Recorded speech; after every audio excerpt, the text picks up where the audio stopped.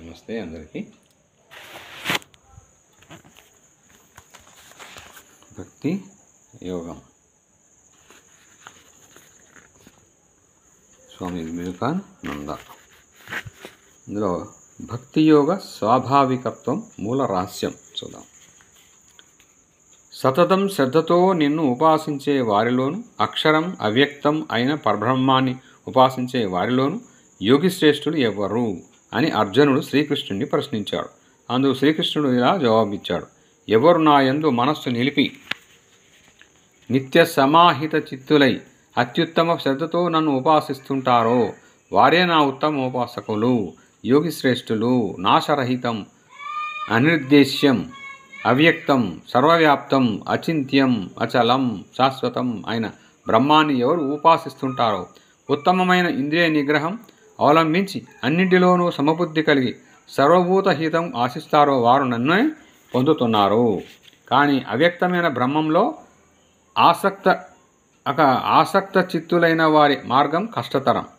ఎందుకంటే దేహాభిమానయుక్తులైన వారికి ఈ పరబ్రహ్మ నిష్ట ప్రబల ఆయాసకరం కానిదే సిద్ధించదు. ఎవరు తమ సమస్త కర్మలను నాకు అర్పించి అనన్యాసక్త చిత్తులై పరిపూర్ణ విశ్వాసంతో నన్ను ధ్యానిస్తుంటారో వారిని జనన మరణ రూపమైన సంసార సాగరం నుంచి అతి శీఘ్రంగా నేను ఉద్ధరిస్తాను. ఇక్కడ జ్ఞానయోగ భక్తి యోగాలు రెండూ సూచింపబడ్డాయి, రెండూ పైన నిర్వచింపబడ్డాయి. జ్ఞానయోగం దివ్యమైంది, అంతేగాక జ్ఞానయోగం మహోన్నత వేదాంతమయం. ఇక దాదాపుగా ప్రతి మానవుడు అదే చిత్రము కానీ వేదాంత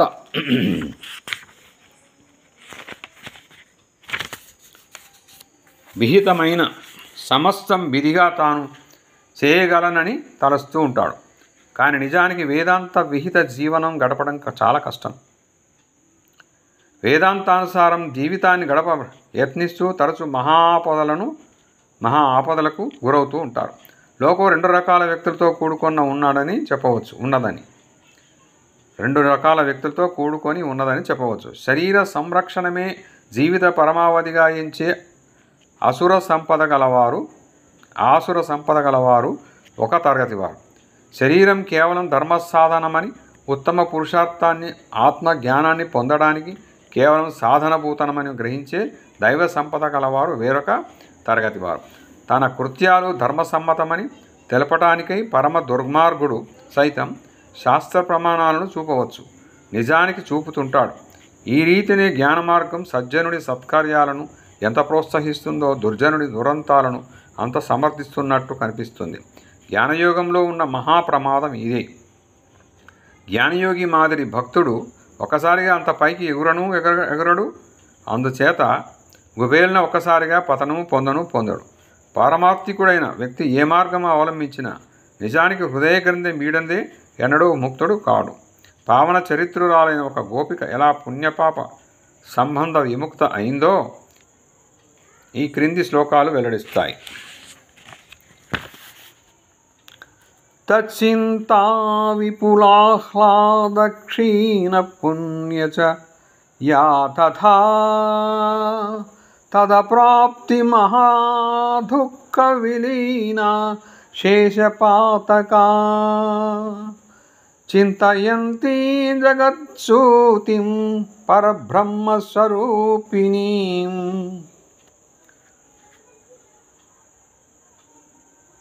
నిరుచ్ఛాసతయా ముక్తిం గతాన్యా గోపకన్యకా.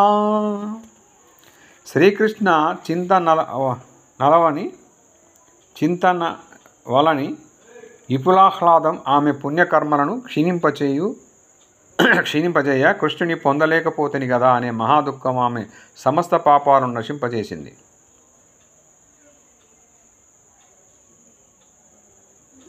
అప్పుడు ఆ గోపకన్యక ముక్త అయింది. మానవ మానసంలోని కామ క్రోధాది వికారాలు స్వయంగా తప్పిదాగు కావని గ్రహించడమే భక్తి యోగంలోని మూల రహస్యం. అవి మహోత్తమ స్థితి పొందే వరకు వాటిని జాగరూకతతో నిగ్రహిస్తూ సక్రమ మార్గంలో ప్రవర్తింపచేయడమే మన కర్తవ్యం. ఏది మనలను భగవద్ముఖం చేస్తుందో అదే ఉత్తమ మార్గం. మిగిలినవన్నీ అక్రమ మార్గాలు, పతనహేతువులు. సుఖదుఖాలు సర్వజన సామాన్యాలని తరచు ఎల్లవేళ కలుగుతూనే ఉంటుందని మనం ఎరుగుదాం.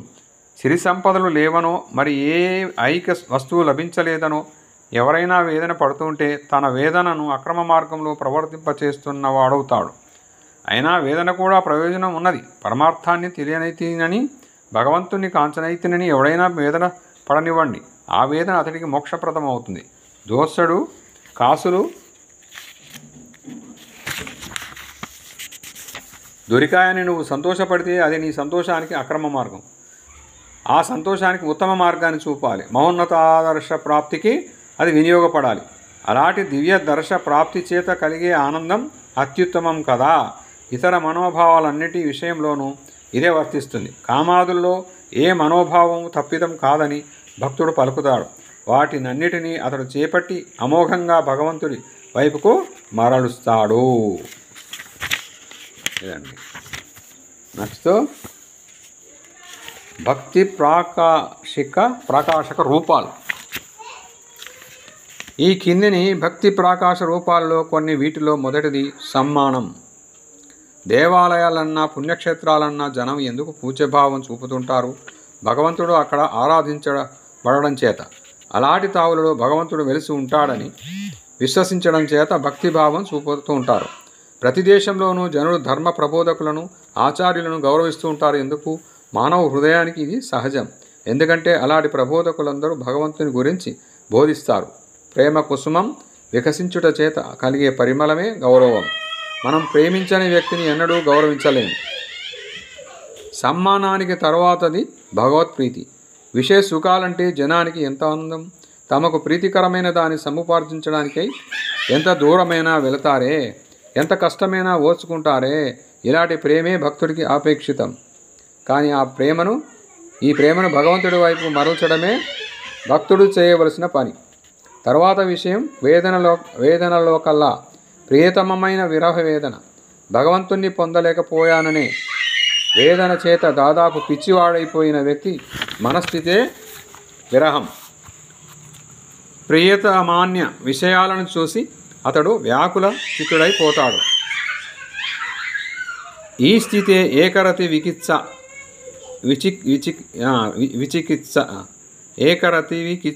చికిత్స అని పేర్కొనబడుతుంది.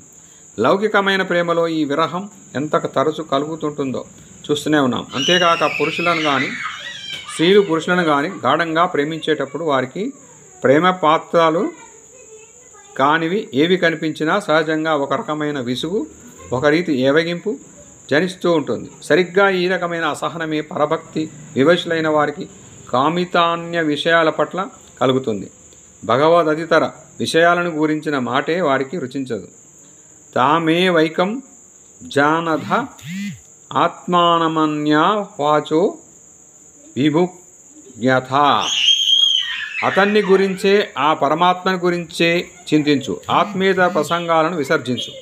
ఎవరు భగవంతుని గురించి మాత్రమే ముచ్చటిస్తారో వారే తనకు మిత్రులని భక్తుడు భావిస్తాడు. భగవదధితర విషయాలను గురించి మాట్లాడేవారు అతడికి శత్రువులై తోస్తుంటారు. ఇంతకంటే ఉత్తమ స్థితి ఉంది. పరమ ప్రేమమూర్తి అయిన తన జీవన జ్యోతి అయిన భగవంతుడి కోసం మాత్రమే నిలుపుకొనేటప్పుడు భక్తుడు ఈ ఉత్తమ స్థితిని పొందుతున్నాడు. ఇదే తదర్థ ప్రాణ సంస్థానమని పేర్కోబడుతోంది. ఇది లభించనిదే అలాంటి ఉత్తమ భక్తుడి జీవితం క్షణం కూడా నిలవలేదు. ప్రేమామృత సాగరమైన భగవానుని గురించి చింతించడం చేతనే జీవితం మనోహరమై ఒప్పుతుంది. భక్తియోగం అనుసరించి మానవుడు ఎప్పుడు పరిపూర్ణుడవుతాడో, ధన్యుడవుతాడో, భగవంతుని పొందుతాడో, నిజంగా భగవచ్చరణార విందాలను స్పృశిస్తాడో అప్పుడు తదీయత అనే స్థితి సిద్ధిస్తుంది. అప్పుడు అతడి స్వభావం పరిశుద్ధమై సంపూర్ణ పరిణామం పొందుతుంది. జీవిత పరమార్థం ప్రాప్తమై జీవితోద్దేశం సఫలమవుతుంది.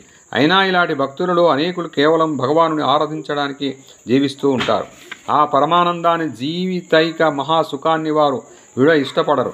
ఓ రాజా, ఎవరు ఆప్తకాములో, సంసార బంధ వినుర్ముక్తులో అలాంటి మహనీయులు సైతం భక్తి కోసమే హరిభజన చేస్తుంటారు. యం సర్వే దేవా సమస్యంతి ముముక్షువో బ్రహ్మవాది నక్షేతి. సమస్త దేవతలు ముముక్షువులు, బ్రహ్మజ్ఞానులు కూడా అర్పించే భగవానుడు భగవద్భక్తికి ఇంత మహత్తరమైనది. కేవలం తనను తాను మరచి నాది అనేది ఏదీ లేదు అని భావించే భక్తుడికి తదీయత కలుగుతోంది. అన్ని ప్రేమపాత్రుడైన భగవంతుడివే కావడం చేత అన్ని భక్తుడికి పవిత్రమే. లౌకిక ప్రేమలో కూడా కాముకుడికి తాను ప్రేమించిన వనిత యొక్క సర్వస్వం పవిత్రమై ప్రియతమమై తోస్తుంటుంది కదా. తన ప్రియురాలు చీర కూడా అతడికి ప్రేమ మాత్రమే. ఇలాగే జగదీశ్వరుణ్ణి ప్రేమించేటప్పుడు సమస్త జగత్తు మనకు ప్రేమపాత్రమై ఒప్పారుతుంది. ఎందుకంటే జగత్తు ఈశ్వరుడిదే కదా. అదండి.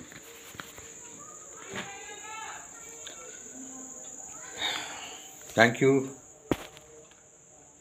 Viewers and subscribers. Thank you one and all.